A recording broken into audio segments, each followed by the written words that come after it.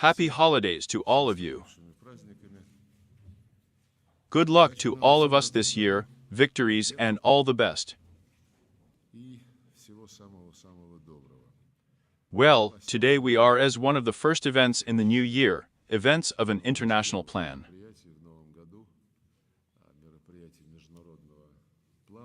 We are holding a general meeting of the Commission of the Russian Federation for UNESCO. I am glad to welcome everyone to this hall.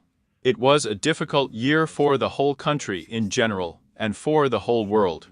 And for our work with international organizations, including UNESCO, we were convinced once again that there are no illusions about the current situation at UNESCO, illusions about the political course of its Director General, its closest employees,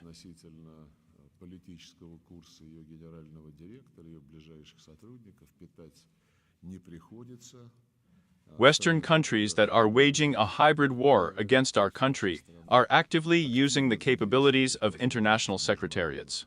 In fact, taking a course to privatize them without exaggeration, and UNESCO is no different here.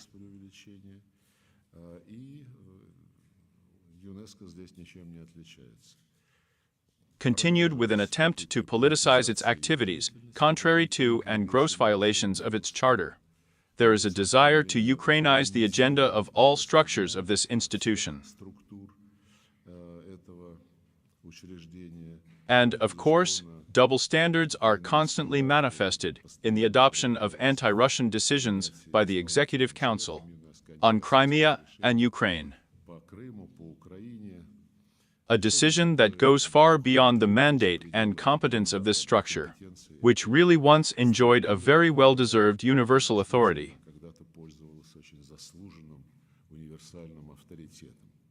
The UNESCO Secretariat, headed by Audrey Zoulet, the Director General, a French citizen, in fact, serves the interests of those who have declared their goal to inflict a strategic defeat on Russia, to abolish everything Russian.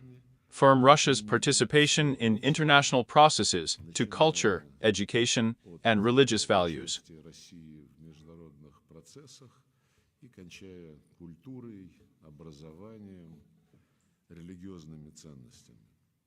And playing along with the Kiev authorities and Western patrons, the Secretariat is silent. I would say shameful silence regarding the mass systematic destruction of monuments of Russian historical, cultural heritage in Ukraine, in the Baltic states, including those that are protected by UNESCO as cultural values. A sad picture. Miss Zuli and her colleagues ignored the dismantling of the monuments to Catherine the Great and Potemkin in the historical part of Odessa, and just a week after this barbaric action, this area of Odessa was declared a World Heritage Site, as if they were waiting specifically to provide an alibi.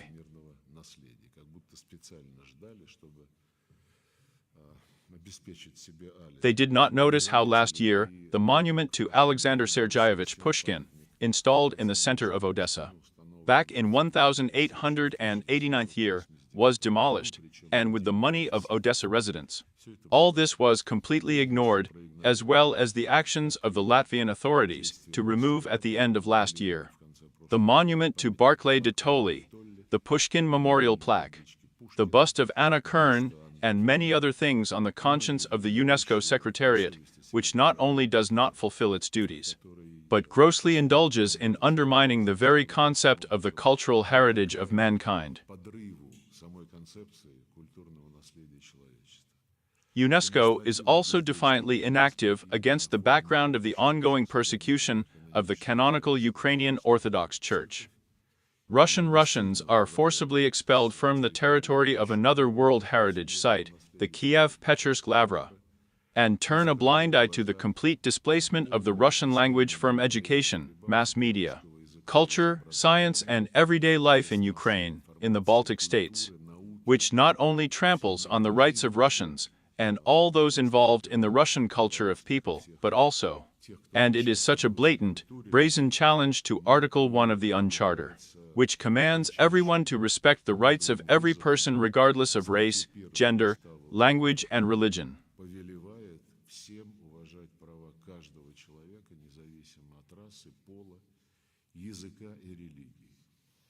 The secretary of the organization demonstrates unscrupulousness, there is no other way to call it, and incapacity, if incapacity, in the field of protecting freedom of speech and ensuring the rights of journalists. Everyone is well aware of the recent scandal with the report of the UNESCO Secretariat, which was dedicated to media workers who lost their lives in the line of duty. The report did not mention the well-known facts of the deaths of Russian journalists Dugin and Klokov, Fomin, Zhirovlov, Maksudov, and many others.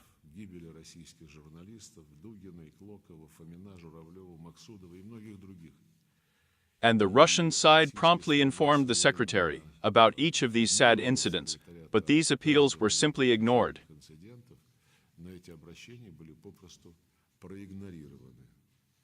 The refusal of Ms. Azoli to comply with this mandate in terms of the safety of journalists, the refusal to condemn their murders, makes her, in fact, an accomplice in the information war.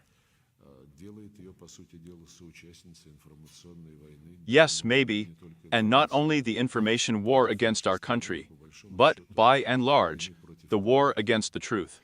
It is very symptomatic that many countries of the world majority have a similar set of claims against the UNESCO Secretariat, and personally to Mrs. Director General for many years of ignoring their debt, for suppressing facts about the countries in question, falsifying facts and conniving at the dissemination of, by and large, false information.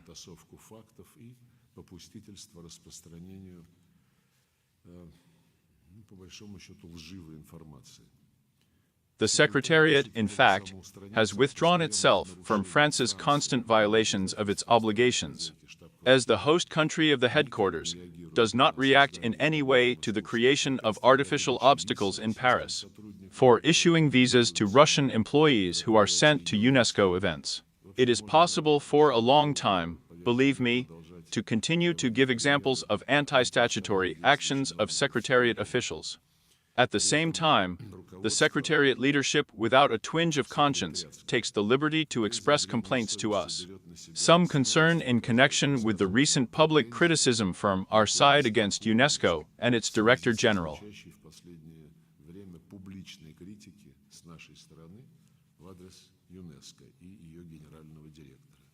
We are being given some written demarches based on nothing, but no matter what, I am convinced that this is our common position. We will not stop exposing double standards and bias in the work of UNESCO, this organization.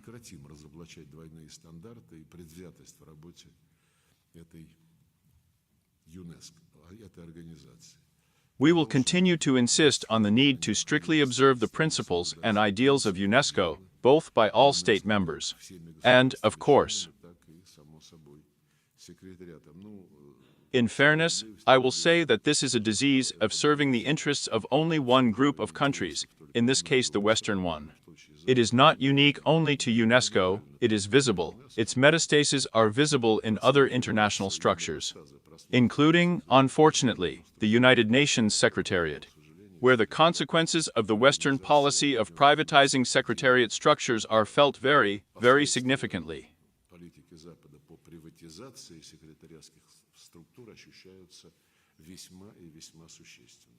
Nevertheless, despite all the attempts I have mentioned, it has not worked, and will not work, to cancel Russia in UNESCO. I have no doubt about it. Despite all the machinations, all the sticks in the wheels. Last year, we achieved a number of very positive results in several areas.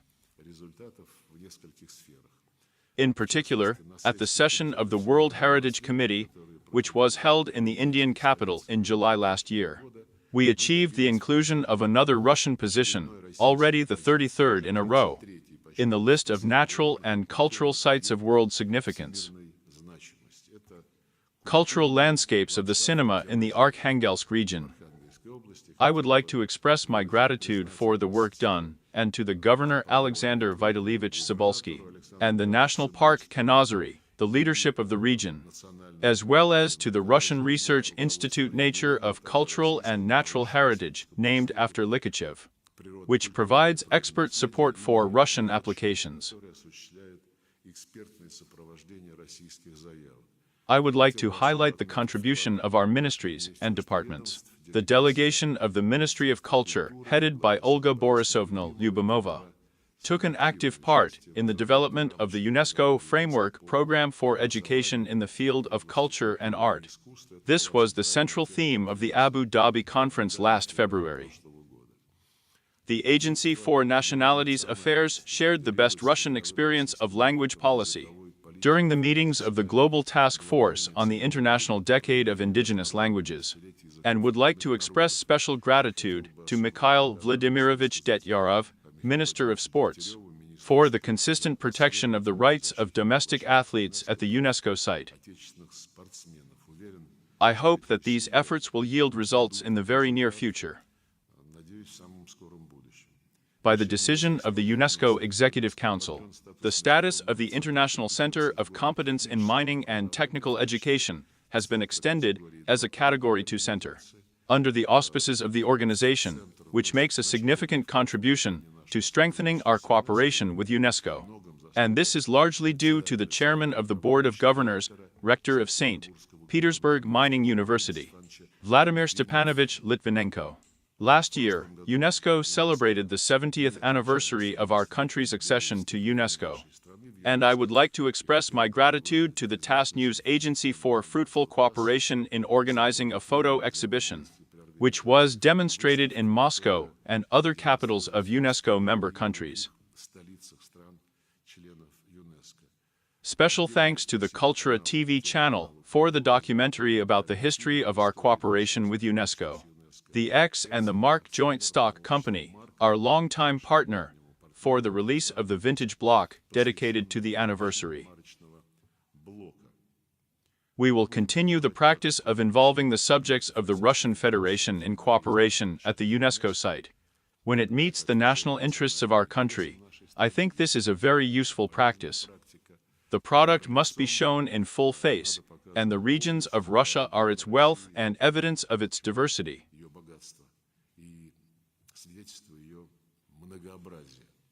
In this context, a lot of work is being done by the Republic of Altai, Bashkortostan, St. Petersburg, Tatarstan, Khanty-Mansi Autonomous Okrug, the Republic of Yakutia, and many others. Last summer, with the support of the Russian Committee of the UNESCO Information for All program, 2 major international forums on multilingualism were held in St. Petersburg and Khanty-Mansiisk. Experts from 40 countries took part. In addition, the UNESCO Aegis was awarded to the International Forum Child in the Digital World, which was held at Lomonosov, Moscow State University in June last year. And in April, an international conference was held on the basis of the UNESCO Yangin Dao Global Geopark in the Republic of Bashkortostan with the involvement of leading foreign experts. So it is almost impossible to cancel Russia in culture either. Last summer, for the second time, we held a solemn event on the occasion of the Russian Language Day at UNESCO headquarters, together with the delegations of the CIS countries. There was also organized an exhibition of the splendor of the artistic heritage of Russia, with the participation of the Higher School of Folk Arts from St. Petersburg. Domestic experts have put forward a number of proposals in the course of working on the project.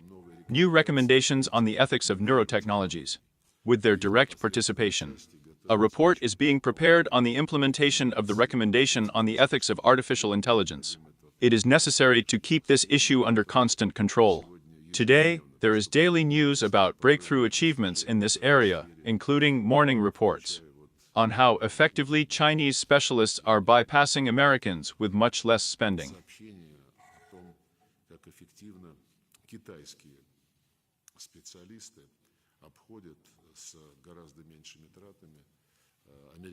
We are always for fair competition, and such fair competition, of course, should manifest itself in all spheres of life. We will support the state of the world majority, including within the framework of UNESCO's Global Priority Africa. To this end, we have made a voluntary contribution, a contribution to projects of African countries, through the International Communications Development Program. Our company Fosagro in cooperation with UNESCO and the International Union of Theoretical Applied Chemistry. Within the framework of the Green Chemistry for Life program with them, for the 8th time, provided research grants to young talented chemical scientists, including from Africa and other countries of the Global South.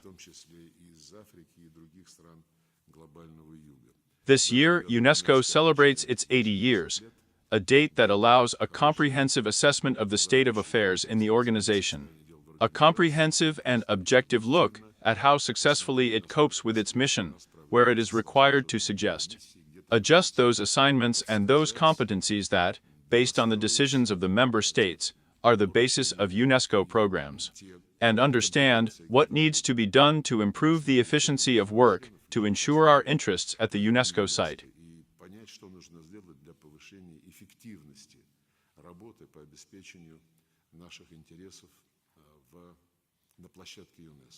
The 43rd session of the General Conference is coming up in November of this year. We supported the proposal of our Uzbek friends to hold it in Samarkand, so for the first time in 4 decades. The session of the General Conference will be held outside the Paris headquarters. The Russian delegation will certainly take an active part in the preparation and holding of this event, and I would like to instruct the Secretariat of our Commission to coordinate the preparation of the General Conference and make proposals on the formation of a representative Russian delegation. At the General Conference and at the session of the Half Council that will precede it, a new Director General of UNESCO will be elected.